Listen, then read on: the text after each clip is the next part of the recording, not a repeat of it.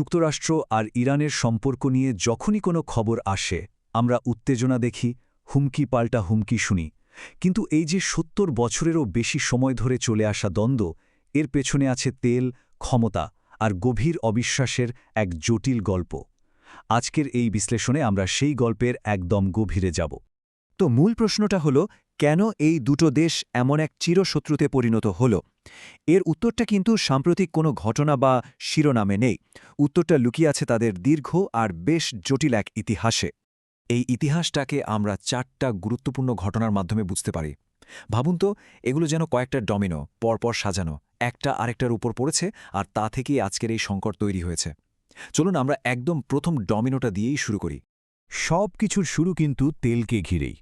চলুন ১৯৫০-এর দশকে ফিরে যাই আর দেখি কিভাবে ইরানের বিপুল তেলের ভাণ্ডার নিয়ন্ত্রণের এক লড়াই এই দীর্ঘ অবিশ্বাসের জন্ম দিয়েছিল।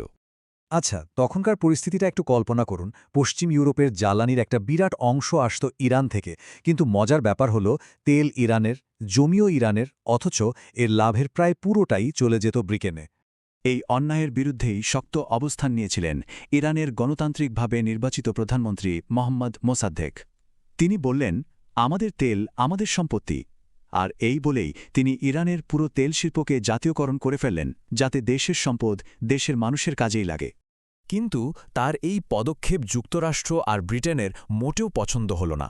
তাই তারা মিলে গোপনে একটা পরিকল্পনা করল, যার নাম ছিল অপারেশন অ্যাজাক্স।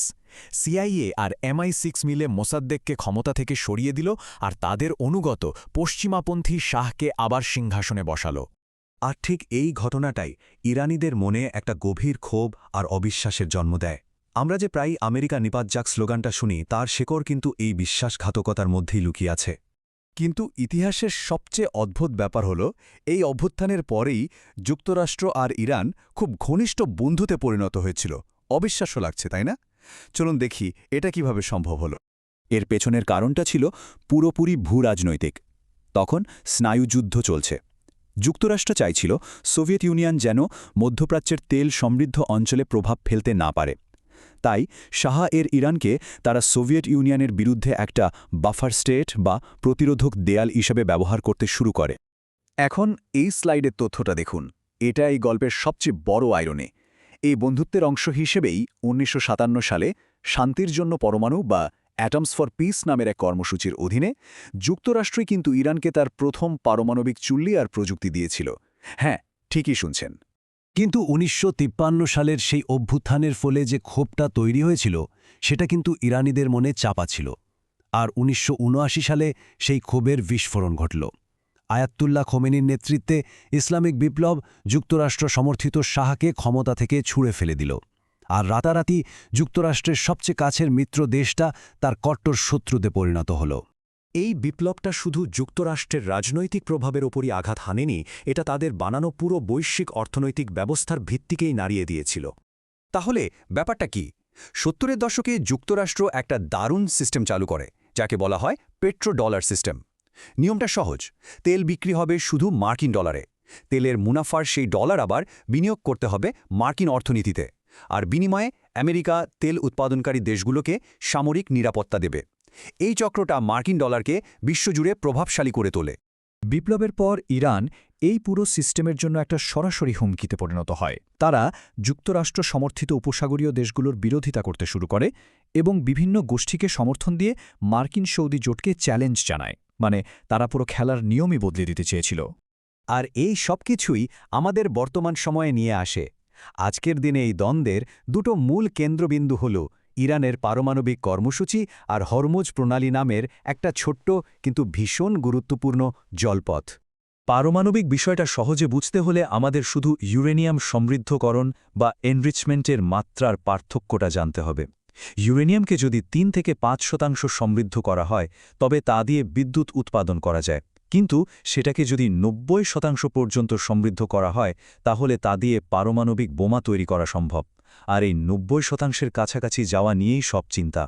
এই নিয়েই ২০১৫ সালে একটা পারমাণবিক চুক্তি হয়েছিল।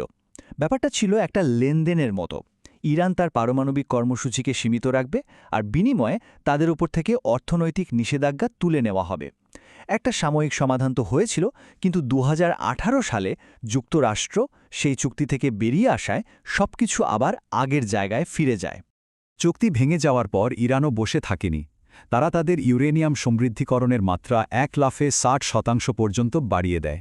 এটা কিন্তু পারমাণবিক বোমা বানানোর জন্য যে মাত্রা দরকার তার খুবই কাছাকাছি। ফলে সংকটটা আরও ঘনীভূত হয়। কিন্তু ইরানের আসল শক্তি, তাদের তুরুপের তাসটা কোনো পারমাণবিক বোমা নয়, যা হয়তো তারা ভবিষ্যতে বানাতে পারে। তাদের আসল শক্তি হল একটি ভৌগোলিক অবস্থান যা তাদের নিয়ন্ত্রণে আছে, আর সেটা হল হরমুজ প্রণালী। ভাবা যায়, সারা বিশ্বের মোট তেলের প্রায় 20%, অর্থাৎ 5 ভাগের 1 ভাগ এই একটা সরু জলপথ দিয়েই যায়। পুরো বিশ্ব অর্থনীতি সচল রাখতে এই প্রণালীটা যে কতটা গুরুত্বপূর্ণ তা এই একটা তথ্য থেকেই বোঝা যায়। আর সবচেয়ে সংকীর্ণ জায়গায় এই প্রণালীটা মাত্র 33 কিলোমিটার চওড়া। এই অল্প দূরত্বই একে কৌশলগতভাবে যেমন গুরুত্বপূর্ণ তেমনি ঝুঁকিপূর্ণও করে তুলেছে, কারণ একে নিয়ন্ত্রণ করা তুলনামূলকভাবে সহজ। এই প্রণালীর ওপর নিয়ন্ত্রণ থাকার কারণে ইরান যে কোনো সময় বিশ্বজুড়ে তেল সরবরাহ বন্ধ করে দেওয়ার হুমকি দিতে পারে, পেট্রোডলার সিস্টেমকে চাপে ফেলতে পারে আর যুক্তরাষ্ট্রের মিত্রদেশগুলোকে বিপদে ফেলতে পারে। পশ্চিমাদের সঙ্গে দর কষাকষির সময় এটাই ইরানের হাতে থাকা সবচেয়ে বড় অস্ত্র। তাহলে দেখুন, তেলের নিয়ন্ত্রণ নিয়ে যে দ্বন্দ্বে শুরু হয়েছিল তা আজ পারমাণবিক সংকট আর একটা গুরুত্বপূর্ণ জলপথকে ঘিরে এক জটিল ভূরাজনৈতিক খেলায় পরিণত হয়েছে। এখন শেষ প্রশ্নটা হল, পারমাণবিক শক্তি আর ভূরাজনীতির এই বিপজ্জনক খেলায় কূটনীতি কি শেষ পর্যন্ত একটা বড় বিপর্যয় এড়াতে পারবে?